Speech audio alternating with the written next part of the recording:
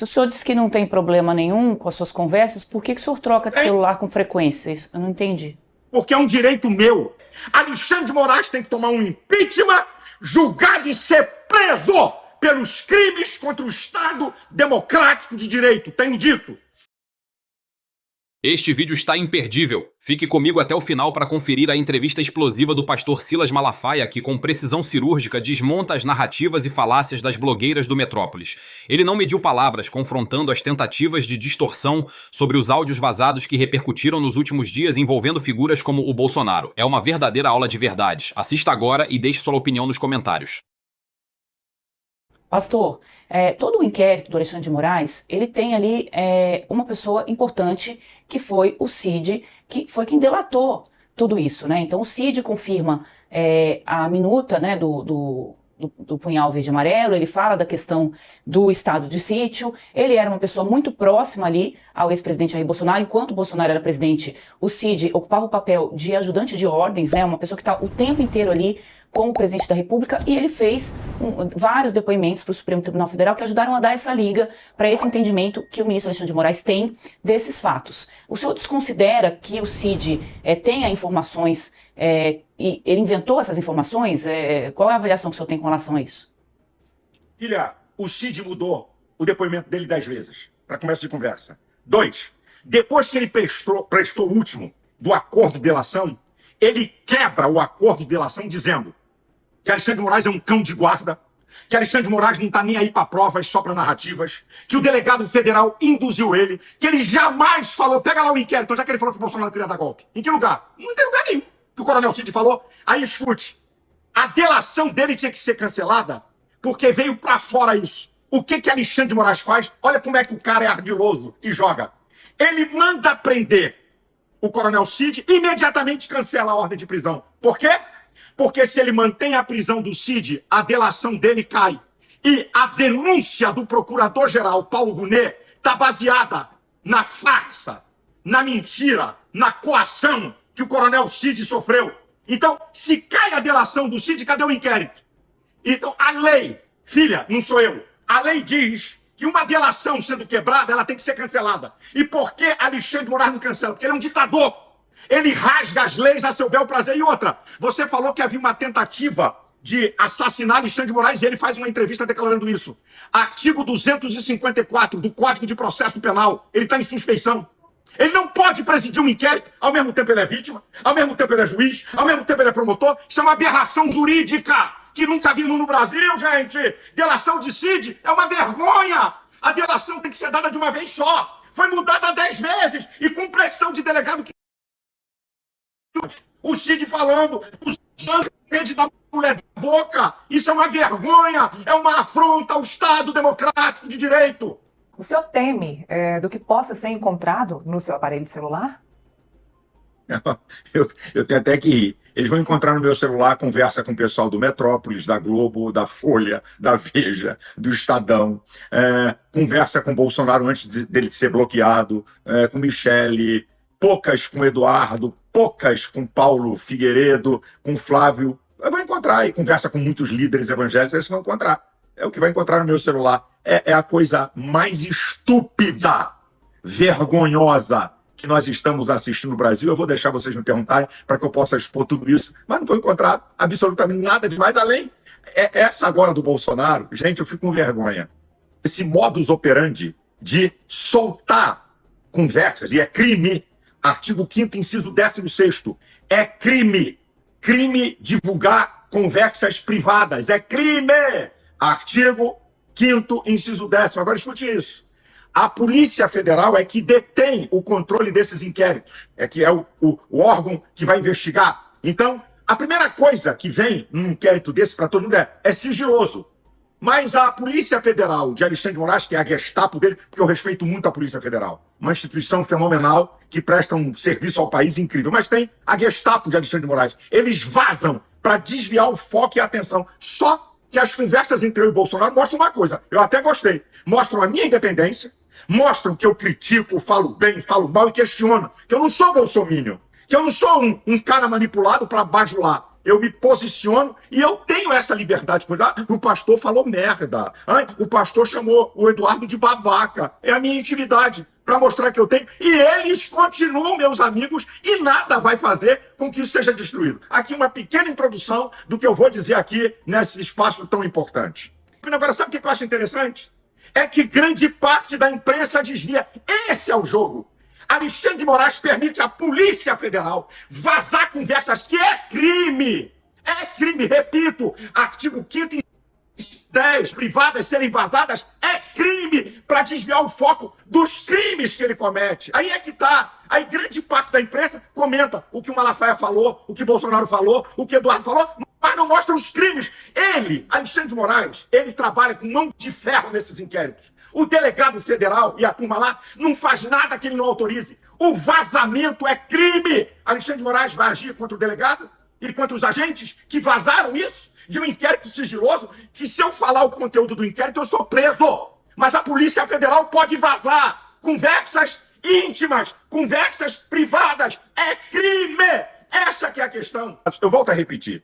O artigo 48, inciso 8, das atribuições do Congresso Nacional, tem uma frase, concessão da anistia. Só. Não diz para quem, não diz como e quando. Essa conversa de dizer que o STF vai considerar inconstitucional, então ele vai rasgar a Constituição. E eu quero lembrar que a esquerda, em 1979, eu era jovem, a anistia que foi dada de 61 a 79 foi dada para quem? Guerrilheiros assassinos, assaltantes de banco, sequestrador de embaixador e gente que queria dar golpe e estabelecer o governo proletário, o comunismo. Foi liberado todo mundo. O Congresso Nacional, que representa o povo, ele só age por pressão do povo.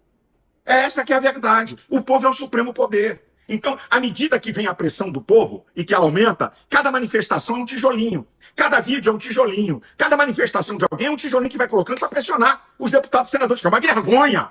A maioria dos deputados decidiram para a discussão de um projeto de anistia, e seu Hugo Mota, que não tem palavra, porque quando ele foi candidato, ele fez acordo com a oposição e com a esquerda. Qual é o acordo que ele fez?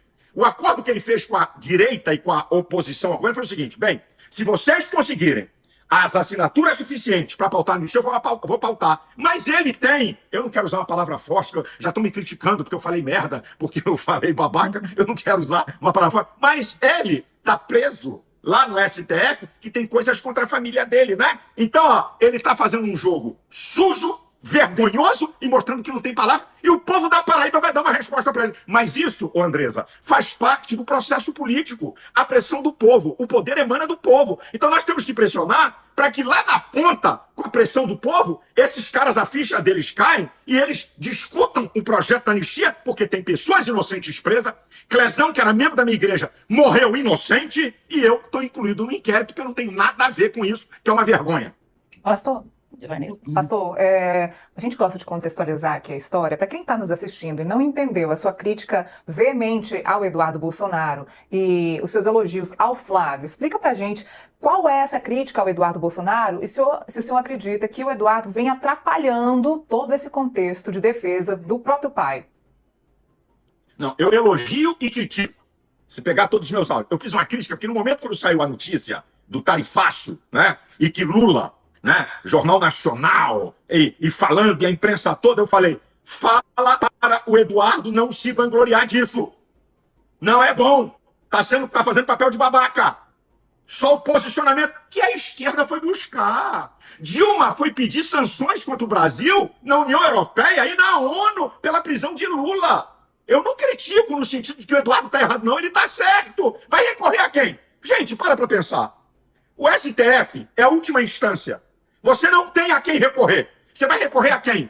Como a esquerda foi na Europa, na União Europeia, na ONU, deputados do PT, esquerda, Dilma, foram lá. Então o Eduardo está fazendo uma coisa legal. Eu critico muitas vezes a forma que eu critiquei, a maneira que ele vinha se conduzindo naquele primeiro momento e se vangloriou. Eu falei, tá errado, tá sendo babaca. Mas elogiei outras vezes, como elogio, estou elogiando agora.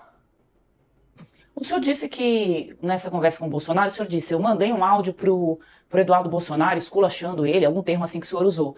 Ele respondeu essa mensagem que o senhor enviou? E só para deixar claro, quando o senhor estava fazendo essa pontuação ali na conversa com o Bolsonaro, o senhor estava falando da questão do tarifaço, que o Flávio foi crítico ao tarifaço, depois teve que apagar o post, era sobre isso que estava se conversando. Como que o Eduardo respondeu ao senhor naquele momento?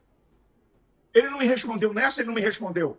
Muitas vezes me responde, outras vezes não. Mesma coisa é o Flávio, mesma coisa é Bolsonaro, mesma coisa é Michele, mesma coisa é o Carlos. De vez em quando me respondem, de vez em quando me respondem. Então, eu sou livre para criticar. Eu sou livre para me posicionar. E eu não posso, por causa disso, ser colocado numa farsa de um inquérito. E outra, gente, para pensar. Eu estava chegando da Europa, de Portugal, apreender o meu passaporte. Você só apreende passaporte, risco concreto de fuga. Eu estou chegando... Quando a notícia foi dada pela imprensa oficial de Alexandre de Moraes, que é a Globo News, na quinta noite, que eles com exclusividade, quer dizer, a Polícia Federal vazou, eu estava em Portugal. Alguns amigos meus disseram, Malafaia, não volta para o Brasil. Eu disse, o quê? Eu sou covarde, eu sou homem de correr, eu sou homem de posição. Então, a maior prova que não tem nada de fuga é que eu voltei para o Brasil depois de ser manifestado que eu estava sendo investigado. Risco concreto de fuga. Manda Alexandre de Moraes provar. Isso é uma covardia. Eu estou sendo investigado e o cara prende o passaporte de um líder. Eu sou um líder religioso que me relaciono, dou conferências no mundo. Estou impedido de viajar. Isso é uma vergonha, é coisa de ditador. Alexandre de Moraes é um criminoso que rasga sucessivamente a Constituição. Se vocês consideram que o que está ocorrendo no Brasil não é algo do Estado Democrático de Direito, por que enfrentar? Ué, como é que você tem que fazer? Você tem que enfrentar porque o Estado Democrático de Direito está sendo violado. O Alexandre de Moraes está violando o Estado Democrático de Direito. Não vamos enfrentar ele? Vamos ficar calados? A última instância jurídica do país? A última instância, você não tem onde recorrer. Vamos fazer o quê? Temos que denunciar o povo. Temos que questionar. Eu repito aqui, minha gente, pode quem quiser proteger Alexandre de Moraes. É uma vergonha. Os crimes dele estão sendo denunciados no mundo. A coisa vai ficar feia. O Brasil não pode pagar o preço por causa de um ditador. Eu tenho denunciado dizendo, cadê os outros ministros do STF? Até onde vão? Vão ficar calados vendo tudo isso acontecer? Outra, eu vou dar uma prova para você. Já que você entrou nesse assunto, eu vou provar que nunca houve golpe no Brasil. Rapidinho para vocês, tá bom? Vamos lá. Prova número 1. Bolsonaro foi embora para a América. Prova número 2. Bolsonaro nomeou os comandantes militares que Lula pediu. Como é que ele ia dar golpe nomeando comandante militar que Lula pediu? 3. Lula no poder. A ABIN enviou mais de 30 alertas que podia haver baderna em Brasília. Nenhum deles falou de golpe. Tô dando outra prova. Outra, cadê as câmeras que Flávio Dino escondeu os vídeos? Isso é vergonha. Dona de casa, quebrar Brasília, que eu não concordo. A esquerda fez pior em 2006, em 2014, em 2017, ninguém foi preso. Dano ao patrimônio público no mais de 3 anos. Dano ao patrimônio público. Não existe golpe contra patrimônio público. As pessoas entraram. Um cara agora foi condenado a 17 anos porque sentou na cadeira de Alexandre de Moraes. Tem cabimento uma coisa dessa, gente? Se não foi golpe, uma tentativa de golpe que a gente viu no 8 de janeiro, foi o que aquilo? Aquilo foi uma baderna em Brasília, de quebra-quebra, de pessoas que a esquerda, repito, fez muito pior. Quem liderou a baderna? Bem, escute, o ministro de Defesa, José Múcio de Lula, disse não houve golpe. Não houve golpe. Não tem golpe. O ministro de Defesa de Lula. 2. O próprio Temer falou, não tem golpe. O decano, no início, falou, isso é baderna. O decano, Gilmar Mendes, isso é baderna. Então, gente, que golpe? Dona de casa de 71 anos? Qual é a arma que foi apreendida? Eu vou dar uma para vocês. Na baderna, em Brasília, de 2014, 30 policiais feridos, 8 em estado grave. E manifestantes feridos. Tentaram invadir o STF. Manifestantes. Quem foi ferido? Quem foi? E outra, o chefe do GSI de Lula, General Gonçalves, abre o palácio para dar algo para pseudos golpistas, vai contar outra em outro país. Isso é uma vergonha. Que golpe. Para pensar, quem está nos assistindo agora. Há bem pouco tempo, quem tinha medo de falar em redes sociais? Ninguém. Ninguém. De 3 anos para cá, as pessoas têm medo de falar. Isso é liberdade? Escute, Andresa, escute a Neila. Escute isso aqui, que isso é séria. De toda essa conversa, ninguém antecipadamente pode dizer o que é liberdade ou não. Depois da minha fala, a minha fala pode ser julgada. Se eu cometi crime, tá na lei. Injúria, calúnia e difamação. Essa conversa de tutores e defensores de democracia é conversa de ditador que quer manipular. Defensores da democracia. A democracia, a Constituição defende. E o povo não é tutores. Não é gente de toga que não foi eleita pelo povo que vai defender a democracia. Essa que é a verdade. Estamos vivendo um estado de exceção, de perseguição política e agora religiosa. Então, 7 de setembro, vamos na rua dar uma resposta para isso, na Avenida Paulista, a partir das 3 horas da tarde. Vamos Pastor, lá, no Rio de Janeiro, 11 horas da manhã. Chamar um ministro do Supremo de criminoso é uma opinião ou imputar um crime a ele, uma acusação a ele? Você quer? Então vamos lá. Já que você quer que eu detalhe, então vou detalhar, ok? Artigo 129 da Constituição. O Ministério Público é o senhor da ação penal. Ele comanda um inquérito ilegal e moral sobre o Ministério Público. Crime. O artigo 102 da Constituição diz: função principal do STF, zelar pela Constituição. Ele não pode rasgar. Vamos lá? Artigo 53.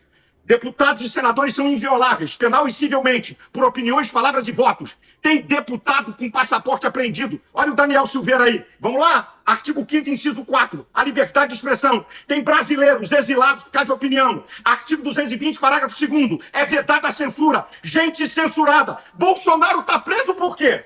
Porque falou. E qual é o crime de falar? Um ministro do Supremo não pode dizer assim: você está proibido de falar. Ele não está acima da Constituição. Isso é uma vergonha! Isso é uma vergonha! Então, quando eu digo que ele é um criminoso, eu aponto os crimes. Ou você pensa que criminoso é que mata? Ou que dá tiro? Criminoso é quem rasga aquilo que foi feito para defender. Alexandre de Moraes tem que tomar um impeachment, julgado e ser preso pelos crimes contra o Estado democrático de direito. Tem dito, filha, eu troco de telefone. Eu troco de telefone. Então, Com que outro telefone frequência, antigo que eu pastor? tinha... Hã? Com que frequência o senhor... Não tá na tem nuvem, frequência, eu pastor? troco e isso todo mundo político faz. Depois começou a instalar covardia de perseguição, as pessoas trocam de celular. Agora, nenhum crime. Se eu pegasse esse celular, se estivesse aqui na minha casa, eu mandava pra vocês e abria, olha aqui, ó. Ó, como é que eu sou veemente. Olha aqui meus questionamentos. Eu não tenho medo de nada. Não tem nada contra mim. Ah, deixa eu falar.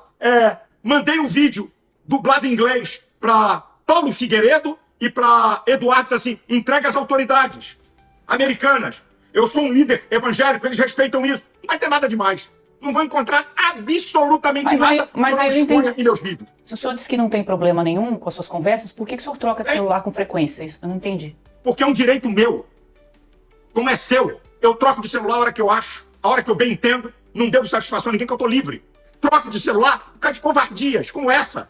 Covardias de pegar narrativas, de pegar partes, de matematicamente calculado, divulgar conversas privadas. Que não tem nada com isso. Eu converso com a minha família. Eu converso com minha esposa, eu converso com todo mundo. Então, de vez em quando, eu troco o celular. É isso aí, meus amigos. Mais uma vez, vimos as falácias sendo desmontadas ponto a ponto pelo pastor Silas Malafaia, que falou sem rodeios e trouxe verdades duras sobre a perseguição do judiciário, em especial do ministro Alexandre de Moraes. Toda essa tentativa da militância de distorcer os fatos, seja para atacar o ex-presidente Bolsonaro ou para manchar a imagem do próprio pastor Silas, caiu por terra aqui. Foi um recado firme e claro contra a narrativa da imprensa militante. Quero saber a sua opinião. Deixe nos comentários o que você achou. Se esse conteúdo fez sentido para você, não esquece de deixar o like, isso ajuda muito o canal. Um grande abraço e a gente se encontra no próximo vídeo.